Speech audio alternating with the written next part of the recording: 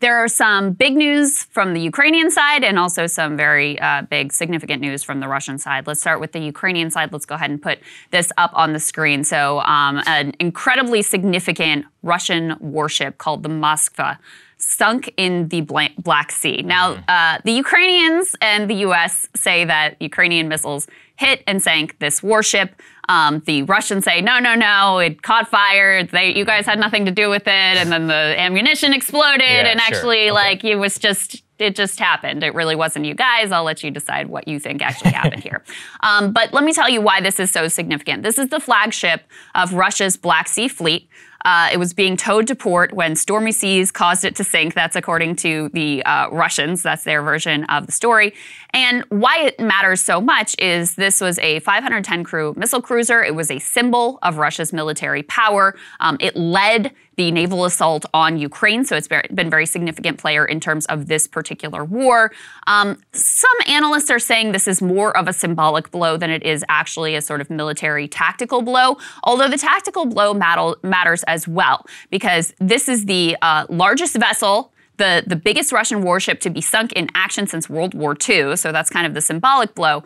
But on the actual tactical blow here, smaller vessels were the ones that were actually conducting the bombardments of Ukrainian cities, but this ship was providing them with wide area air cover. It had longer range missile defense systems, so it was able to provide air cover for these smaller ships that were actually doing the bombardment. So there's kind of a dispute over how significant it is in terms of the direction of the war, but there's no doubt that this is definitely a symbolic blow to the Russians, and there was kind of a freak out on Russian state TV, purportedly, over the fact that this ship was sunk. This obviously was something that the Russians could not hide from their people, even though they're trying to spin their own version of events here. And so on the one hand, there was the Russian state TV, they were sort of freaking out about it, but they were also saying this was an attack on Russia herself, and this was causing them to use the words war more frequently. Right.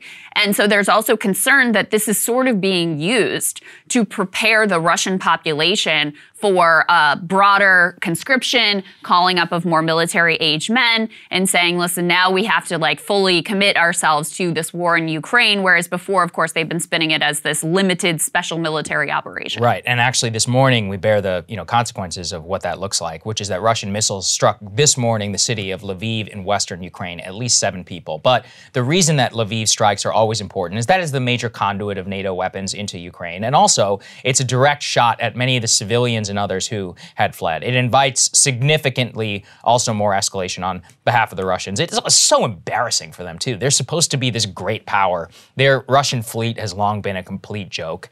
We all found that out in Syria when it would steam this disgusting, you could basically watch it smoke, try and get all the way over to Syria in order to try and project naval power. But it just shows you that things are not going well for them at all, and they are becoming an embarrassment on the world stage militarily, which invites its own problems. Let's go and put this next one up there on the screen around the retreat from Kiev and what people have found, which is that more than 900, the Associated Press, please, more than 900 civilian bodies found in the Kiev region. So the bodies of more than 900 civilians were discovered in the region surrounding the capital, most of them who were fatally shot, an indication that many people were simply executed. Now, to be fair, this does come directly from the Ukrainian police and the head of the capital regional police force. So look, they also have an interest in discussing this. That being said, I don't disbelieve photos of literal dead bodies in the ground. And it just shows you how much of a tragedy that war really is. But finally,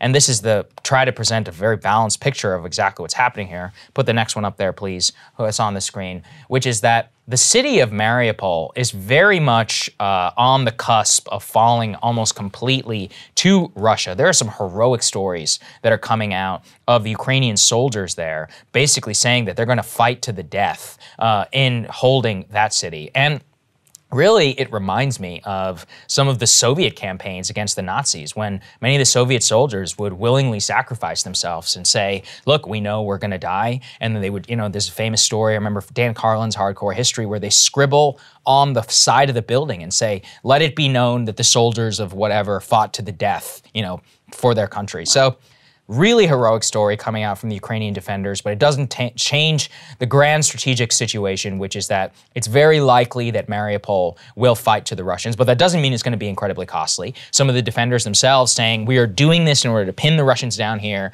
make them sacrifice every possible man, and they say they will fight to the end of every block of the city is going to have to be. Yeah. So, you know, Russia, you're going to find out what we had to find out the hard way in Fallujah, what we had to find out in urban warfare. It's hell. It costs a ton of lives. And when you face a devoted enemy, as the Ukrainians are in this situation, it's going to be a bad time for you. But that doesn't mean that they aren't willing in order to incur that cost. That's right. And just to put some of the numbers on this, I believe Mariupol is a city of about 450,000 people. Right. Remaining in the city is only about 100,000 people. That's still a lot of lives there. And the only known remaining resistance left in the city in terms of armed resistance to the Russians are sort of holed up in this steel plant.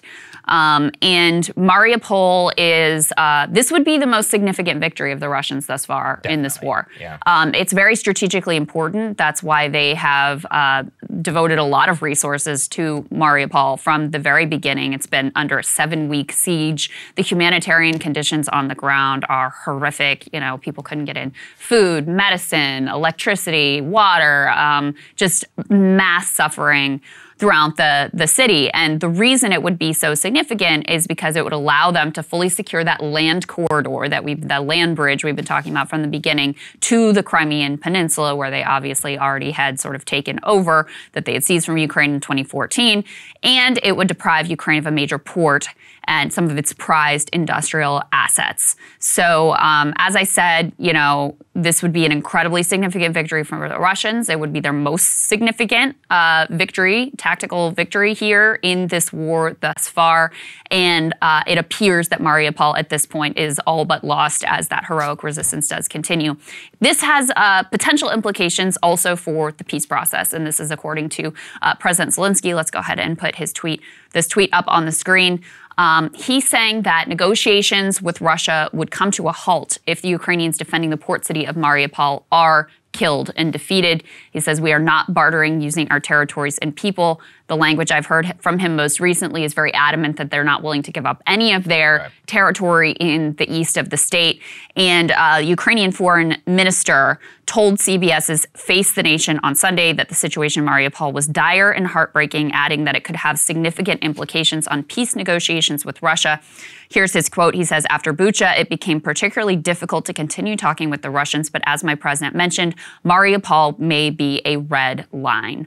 So as these continued atrocities unfold and the Ukrainians suffer more losses both of their civilian population and their soldiers, of course it makes it more difficult to sit down at the negotiating table and be able to, you know, come to some sort of a resolution here. And Putin himself had said that a second offensive is likely to launch in the eastern part of the country. So things look really not good in terms of what's happening over there. Really thinking about everybody in Mariupol today. Cable news is ripping us apart, dividing the country, making it impossible to function as a society, and making it impossible to know just what is true and what is false.